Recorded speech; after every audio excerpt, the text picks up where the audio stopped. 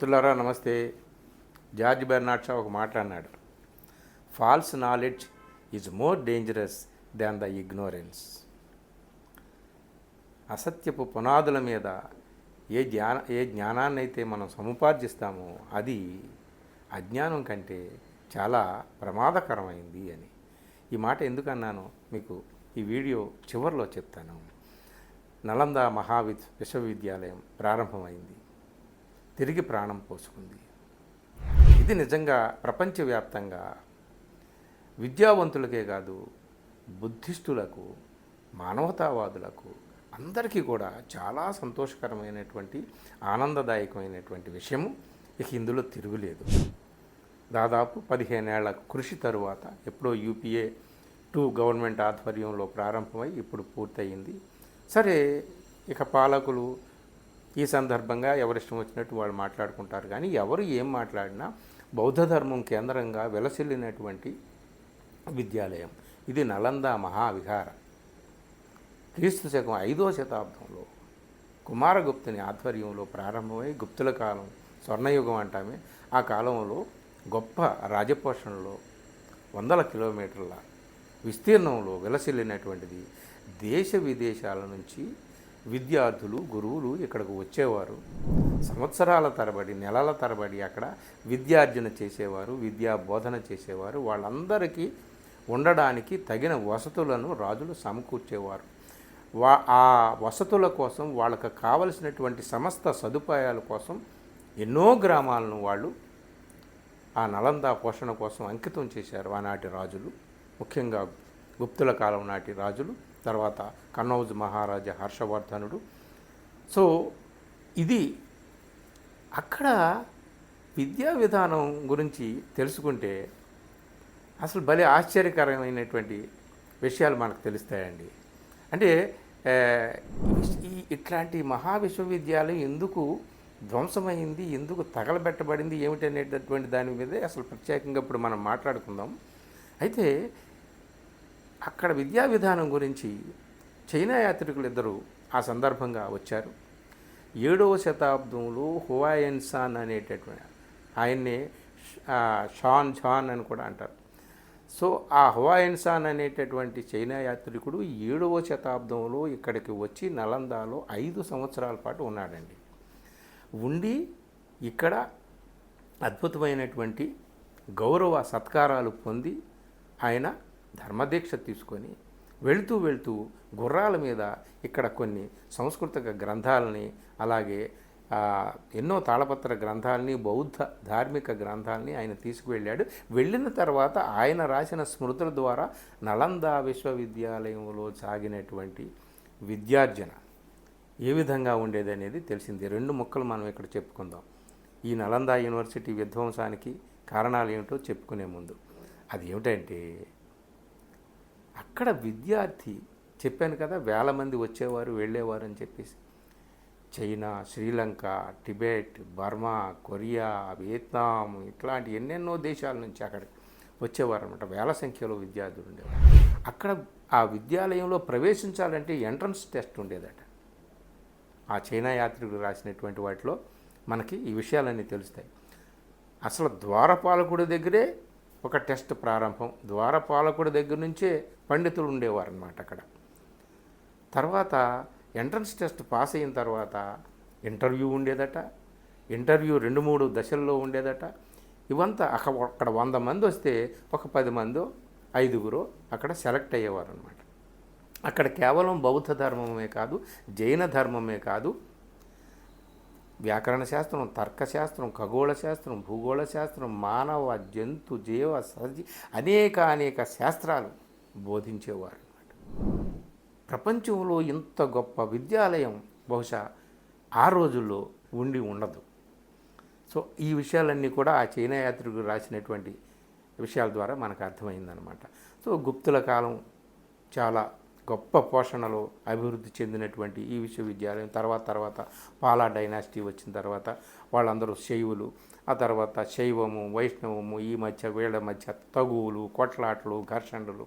ఆ ఘర్షణలు ఎలా ఉన్నా బ్రాహ్మణవాదులకి, బుద్ధిస్టులకి మధ్య ఘర్షణలు ఇవన్నీ కూడా క్రమక్రమంగా నలంద విశ్వవిద్యాలయం క్షీణించడానికి పునాదులు ఏర్పడ్డాయి అన్నమాట. సో అయితే అసలు ఈ విశ్వవిద్యాలయాన్ని తగలబెట్టింది ఎవరు? అక్కడ 90 లక్షల గ్రంథాలు ఉన్నటువంటి గ్రంథాలయం ఉంది. సో ఆ గ్రంథాలయాన్ని బక్తియార్ ఖిల్జీ అనేటటువంటి వ్యక్తి ఇక్కడ ఇండియా మీదకి దాడి చేసినప్పుడు తగలబెట్టాడు అనేటటువంటిది ఒక కథ. దీనికి ఆధారం ఏం చెప్తారయ్యా అంటే 12-13వ శతాబ్దంలో రాసినటువంటి తబక్కత్-ఈ నాసిరి అనేటటువంటి గ్రంథం. అక్కడ మినహాజ్ అనే ఆయన రాశాడు ఈ గ్రంథాన్ని. రాజుల చరిత్రకు సంబంధించినటువంటిది అన్నమాట ఈ గ్రంథం. దానిలో ఈ బక్తియార్ ఖిల్జీ ఇక్కడికి దాడి చేసినప్పుడు బీహార్ కోట మీద ఒక కోట మీద దాడి చేశాడని, అది కోట అనుకుని దాడి చేశాడు కానీ అది ఒక కాలేజీ అని, అక్కడ శిరోమండనం చేయించుకున్న కొందరు బ్రాహ్మణ విద్యార్థులు ఉన్నారని వాళ్ళని చంపివేసి కేవలం ఆయనకు సంపద ఏమీ దొరకలేదని ఆ కోపంతో ఆగ్రహంతో అక్కడ ఉన్న పుస్తకాలను తగలబెట్టాడని చెప్పేసి ఆ గ్రంథంలో ఈ తబక్కత్-ఈ నాసిరి అనేటటువంటి గ్రంథంలో రాసినటువంటి విషయాన్ని ఒకటి మన వాళ్ళు తీసుకున్నారనమాట. ఇది బక్తియార్ ఖిల్జీ చేసినటువంటి దుర్మార్గం. ఇది కానీ ఈ గ్రంథంలో నలంద మీద ఆయన దాడి చేశాడు అన్న విషయం ఆయన ఎక్కడ రాయలేదు. అలాగే ధర్మస్వామిన్ అనే ఒక టిబెట్ బౌద్ధ భిక్షువు ఇక్కడికి విచ్చేశాడు. ఎప్పుడు 1235 క్రీస్తు 1235-36 ఆ ప్రాంతంలో. ఆయన చాలా చోట్ల రాశాడు. ఏం రాశాడయ్యా అంటే టర్కీ నుంచి వచ్చినటువంటి వాళ్ళు ఎక్కువగా దాడులు చేశారని, ఇక్కడ ఈ బౌద్ధారామాల మీద ఎక్కువగా దాడులు చేశారు, ఆ కాలేజీల మీద ఎక్కువగా దాడులు చేశారు. ఆ దాడుల్లో ఆరామాలు ధ్వంసమయ్యాయి, ఆ కాలేజీల్లో పుస్తకాలు వేలాదిగా ధ్వంసమయ్యాయి అని చెప్పేసి ఆయన కూడా రాశాడు. సో ఆ రాతలు కూడా పట్టుకొని వీళ్ళు ఖిల్జీ దండయాత్రలోనే నలంద ధ్వంసమైంది అనేటటువంటిది మన వాళ్ళు చెబుతూ ఉంటారనమాట. ఆయన కూడా ఎక్కడ ఈ ధర్మస్వామిని అనే ఆయన కూడా ఎక్కడ నలంద మీద ఖిల్జీ దాడి చేశాడని చెప్పలే, టర్కీ నుంచి వచ్చినటువంటి వాళ్ళు దాడులు చేశారని చెప్పి. అంతేకాదు ఖిల్జీ చనిపోయిన తర్వాత ఇంకో భయంకరమైనటువంటి దాడి టర్కీ నుంచి వచ్చినటువంటి వాళ్ళు చేశారని, ఆ భయానకమైన దాడిలో ఇంకా పూర్తిగా ధ్వంసమైంది నలంద అని చెప్పేసి కూడా ఆయన చెప్పాడు. సో ఈ రెండింటినీ ఆధారంగా చేసుకొని వాళ్ళు ఎక్కడ నలంద మీద ఖిల్జీ దాడి చేశాడని వాళ్ళు చెప్పకపోయినప్పటికీ కూడా మన వాళ్ళు ఒక కథనాన్ని బిల్డప్ చేశారు. ఇది ఖిల్జీయే నాశనం చేశాడు, నలందాన్ని ధ్వంసం చేశాడు, అక్కడ ఉన్నటువంటి 90 లక్షల గ్రంథాలని కూడా తగలబెట్టాడు. దాదాపు 3 నెలల పాటు ఆ గ్రంథాలు తగలబడ్డాయట. కాదు 6 నెలల పాటు తగలబడ్డాయని కొంతమంది చెప్తారు. ఏది ఏమైనప్పటికీ ఇదొక కథ. అయితే ఇంకొక కథ ఉంది. అదేమిటయ్యా అంటే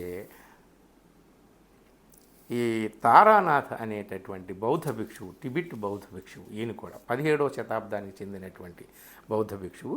ఆయన ఏం రాశాడంటే హిస్టరీ ఆఫ్ బుద్ధిజం ఇండియా అనేటటువంటి గ్రంథం రాశాడు. ఆ గ్రంథంలో నలంద ప్రస్తావన చేశాడు. ఈ నలందలో ముఖ్యంగా గ్రంథాలయం ఎందుకు తగలబడింది, ఎలా తగలబడింది అనే దానికి ఆయన ఒక ఉదంతం చెప్పాడు. ఆయనకి చాలామంది భిక్షువులు ఇక్కడ క్షీణదశ మొదలైన తర్వాత నలంద చాలామంది బయట నుంచి వచ్చిన వాళ్ళు వెళ్ళిపోతారు కదా, టిబెట్ నుంచి కూడా వచ్చి వెళ్ళినటువంటి వాళ్ళ ఆ కథనాలు ఆయన విని రాశాడనమాట. వాళ్ళు ఏం చెప్పారంటే ఇక్కడ నలందలో 2 బౌద్ధ భిక్షువులకి 2 బ్రాహ్మణ భిక్షువులకి మధ్య ఘర్షణ జరిగిందని చెప్పి, ఆ సందర్భంగా బౌద్ధ భిక్షువులు ఆ బ్రాహ్మణ భిక్షువుల్ని నీళ్లు వాళ్ళ మీద కుమ్మరించి వాళ్ళని అవమానం చేసి అపహాస్యం చేసి గదిలో వేసి బంధించి ఇట్లా చేశారని చెప్పి, ఆ కోపంతో అందులో ఒక బ్రాహ్మణ భిక్షువు దాదాపు 12 సంవత్సరాల పాటు సూర్యయజ్ఞం చేశాడని చెప్పి, ఆ యజ్ఞం చేసిన తర్వాత ఆ హోమగుండంలో చల్లారినటువంటి కట్టెలను తీసుకొని ఆ బూడిదని తీసుకొని మొత్తం అంతా కూడా నలంద అంతా కూడా చల్లాడని చెప్పి, అయితే ఆ కట్టెలు చల్లారలేదని, అందులో అగ్ని కణాలు అలాగే ఉన్నాయని, అవి ఆ తాళపత్ర గ్రంథాలకు అంటుకున్నాయని, తద్వారా అగ్ని అక్కడ పుట్టిందని చెప్పేసి కొన్ని నెలల పాటు ఆ గ్రంథాలయం తగలబడిందనేటటువంటి కథ అనమాట. ఇది ఎవరు చెప్పారంటే డిఎన్ ఝా అనేటటువంటి చరిత్రకారుడు, చాలా సుప్రసిద్ధ చరిత్రకారుడు, చరిత్ర అధ్యాపకుడు. ఆయన ఢిల్లీ యూనివర్సిటీలో రిటైర్డ్ ప్రొఫెసర్. ఆయన చెప్పాడు. 2014లో ఇండియన్ ఎక్స్ప్రెస్లో ఒక కాలం రాశాడు. ఆ కాలంలో ఆయన ఈ వివరాలన్నీ కూడా రాసుకుంటూ వచ్చి ఈ ఈ సత్య ఈ ఎవరు మన ఈయన తారానాథ్ రాసినటువంటి ఈ పుస్తకంలో ఉన్నటువంటి ఆ బ్రాహ్మణ బౌద్ధ భిక్షువుల మధ్య జరిగినటువంటి వాదనలో ఏ విధంగా ఆ వివాదంలో ఆ గ్రంథాలను తగలబడింది అనేటటువంటిది అని చెప్పాడు. ఇది కేవలం తారానాథే కాదు, ఇంకా చాలామంది హిస్టోరియన్స్ కూడా దీన్ని ఉటంకించారు అని చెప్పేసి చెప్పాడు ఆయన.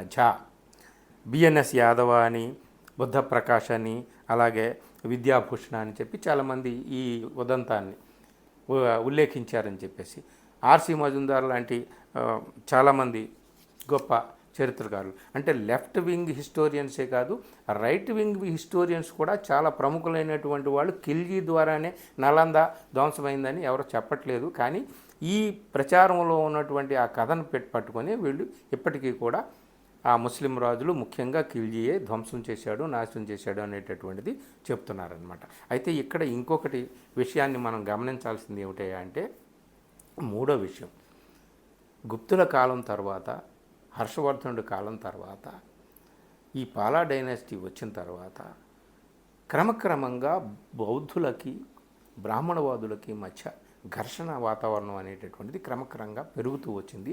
రాజుల మీద కూడా బ్రాహ్మణవాదుల పట్టు పెరుగుతూ వచ్చింది. ఇది ఏమైందంటే ఈ నలంద విశ్వవిద్యాలయం పట్ల చాలా నిర్లక్ష్యానికి దారితీసింది.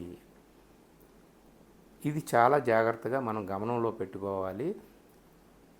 పుష్యమిత్ర శుంగుడు, ఆ మౌర్య చక్రవర్తి బృహద్రథ మౌర్యుని చంపి బ్రాహ్మణ రాజైన పుష్యమిత్ర శుంగుడు ఎప్పుడైతే అధికారాన్ని చేజిక్కించుకున్నాడో అప్పటి నుంచి కూడా బౌద్ధ భిక్షువుల మీద దాడి, సంహారం, గొప్ప సంగ్రామం, సంఘర్షణ కొనసాగుతూనే వచ్చింది ఈ దేశంలో చరిత్ర పొడవున. ఇది కూడా ఒక కారణం. అంతేకాదు ఖిల్జీ రాక పూర్వమే మంగోలియా నుంచి వచ్చినటువంటి హూణులు దాడి చేశారు నలంద మీద. అలాగే శైవులైనటువంటి పాలా డైనాసిటీలో చాలామంది ఇక్కడ గొడవలు, సంఘర్షణలు, దాడులు జరిగాయి. ఆ విధంగా కూడా అక్కడ నాశనమైంది. ఖిల్జీ వచ్చేటప్పటికే దాదాపు 90% నలంద విశ్వవిద్యాలయం ధ్వంసమైంది అనేటటువంటిదే చాలా మనకు తెలుస్తుందన్నమాట. అంటే చరిత్రలో జరిగినటువంటి అనేక విషయాలు. అయితే ఖిల్జీ వచ్చాడు, చాలా గొప్ప పనులు చేయడానికి వచ్చాడా? కాదు. వచ్చాడు, నరరూప రాక్షసులాగా మొత్తం దాడులు చేశాడు, చాలా హింసా కార్యక్రమాలు చేశాడు, దోచుకున్నాడు. ఆయన ఢిల్లీ నుంచి బెంగాల్ దాకా దాడి కొనసాగించాడు. కాకపోతే ఆయన రూట్ మ్యాప్లో నలంద లేదు అనేటటువంటిది చాలామంది చరిత్రకారులు చెప్తున్నారు. ప్రొఫెసర్ రామ్ పునియాని చేసినటువంటి ఒక వీడియోని డిస్క్రిప్షన్లో నేను మీకు ఇక్కడ ఇస్తున్నాను, మీరు తప్పనిసరిగా అది కూడా చూడండి. మిత్రులారా, ఏది ఏమైనప్పటికీ కూడా చరిత్రలో ఇంత సుప్రసిద్ధమైనటువంటి ప్రపంచానికి దారిదీపంగా వెలుగొందినటువంటి మహా విశ్వవిద్యాలయం తిరిగి పురుడు పోసుకోవడం, తిరిగి ప్రాణం పోసుకోవడం మనందరికీ కూడా చాలా ఆనందదాయకం. కాకపోతే ఈ సందర్భంగా బుద్ధుడి గురించి, ఆయన కేంద్రంగా, ఆయన బోధనల కేంద్రంగా విలసిల్లినటువంటి ఈ విశ్వవిద్యాలయాన్ని ప్రారంభిస్తున్నప్పుడు ఆయన గురించి మాట్లాడాలి. కాకపోతే బౌద్ధం మీద దాడి చేసినటువంటి వారి వారసత్వం ఎవరిదైతే ఉంటుందో ఆ వారసత్వానికి నాయకత్వం వహించేటటువంటి వాళ్ళు బుద్ధుడి గురించి ఎందుకు మాట్లాడతారు? కానీ ఇప్పుడు దాని గురించి కాదు మనం మాట్లాడుకునేది. వాస్తవం గమనించాలి. చరిత్ర ఏమిటి, వాస్తవం ఏమిటి, సత్యం ఏమిటి, దాని పునాది మీదే మన జ్ఞానాన్ని అభివృద్ధి చేసుకోవాలి. ముందు చెప్పాను కదా, falls knowledge is more dangerous than the ignorance అని. అదే అనమాట. ఇప్పుడు ఈ నలంద విశ్వవిద్యాలయం ఆవిష్కరణ సందర్భంగా ఈ మొత్తం పాత చర్చనంతా బయటకు తీసుకొచ్చి, తవ్వకాలు తవ్వినట్టుగా మళ్ళీ తీసుకొచ్చి, ఆ ఖిల్జీ పేరు తీసుకొచ్చి, మహమ్మదీయుల పేర్లు తీసుకొచ్చి, తురుష్కుల పేర్లు తీసుకొచ్చి, ఆ దండయాత్రలు, ముస్లిం రాజుల దండయాత్రలు, ఇది ఈ విధంగా ధ్వంసమైంది అని అంటున్నారనమాట. కేవలం ఖిల్జీ కాదు, ఖిల్జీ అనేటటువంటి వ్యక్తి బహుశా నాకు తెలిసి ఒక ఉదాహరణ చెప్పొచ్చు. కొన ఊపిరితో ఉన్నటువంటి ఒక వ్యక్తి కంఠం మీద ఆఖరి పాదం ఖిల్జీ పాదం పడిందా అని మనం చెప్పుకోవచ్చు. ఖిల్జీ హస్తం కూడా ఇందులో ఉంటుంది, లేదని మనం చెప్పడానికి వీల్లేదు. ఇది చరిత్రలో జరిగినటువంటిది. కానీ ముఖ్యంగా బ్రాహ్మణవాదులకి బౌద్ధ భిక్షువులకి మధ్య జరిగినటువంటి ఘర్షణే ప్రధానమైనటువంటిదిగా మనం చూడాలి. ఇందులో ఈ ముఖ్యంగా నలంద లాంటి బౌద్ధారామాలు ధ్వంసం కావడానికి ఈ వివాదమే ప్రధానమైనటువంటిదిగా మనం చూడాలన్నమాట. ఇది చరిత్ర అన్నమాట. దీన్ని చరిత్రను చరిత్రగా అర్థం చేసుకోకపోతే మనకు వాస్తవం ఏమిటో తెలియదు, అన్ని అబద్ధాలే కనిపిస్తాయి. మిత్రులారా, ఇది నలంద విశ్వవిద్యాలయం. నలంద విశ్వవిద్యాలయం చుట్టూ ఉన్నటువంటి ఆ విజ్ఞానము, ఆ వెలుగులు, వాటితో పాటు అజ్ఞానం కూడా ఉంది. వీటినన్నిటినీ కూడా మనం వేరు చేసి అర్థం చేసుకుంటే తప్ప అసలు సత్యం ఏమిటో బోధపడదు. మిత్రులారా, ఈ వీడియో మీకు నచ్చితే మీ మిత్రులకు షేర్ చేయండి. అలాగే ఛానల్ని సబ్స్క్రైబ్ చేయండి. Thank you.